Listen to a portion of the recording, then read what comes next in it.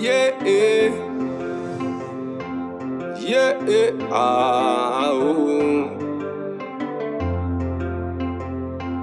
One bro, Dark Simbisa get to race,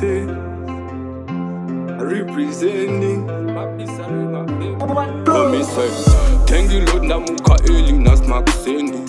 Ni refine, this in a kana pain. No tender, muneni pacheni. Ni miki, muno seta young trend. No fara yepine, ni we fantastic. Ni yangu family, kushika na ringi. Lovely, I love you wangu usakoshiwa. Ndirasela, andisiye, chanda piwa for your place. Kutura ate for makepo, nini test money, everything possible. Now worry, abana shiri impossible.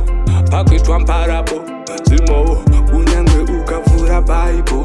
Kutendera sebo, chindiro, chino enda kunopa chimwewo. Nekuti, vanobatsira anozvibatsirawo. Saka wangu ziva zvauri kumukira, zvaramirawo.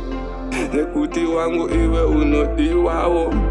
Saka ndomurumbidza, saka ndomuratidza. Nekuti Satani pato rangu ari kugutsa. Ndofanira kuupdata system kuti ndipinde mangu mavision.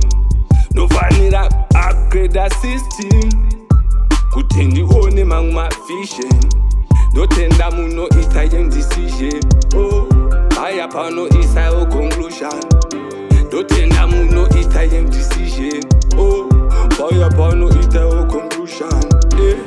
Inandisi perfect, inandisi better.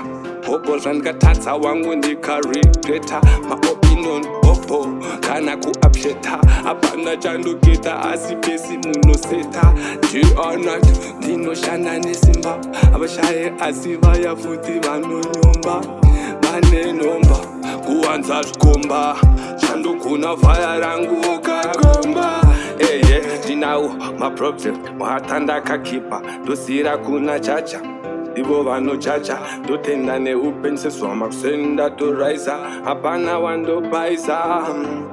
Iwe Satani sandinyaudza. Hapana wandosaiza. Anoziva futi ndiye anonzwa kurwadza kwemunzwa. Hapana wangu futi chaunobvunzwa. Saka iwe chii chaunoudzwa.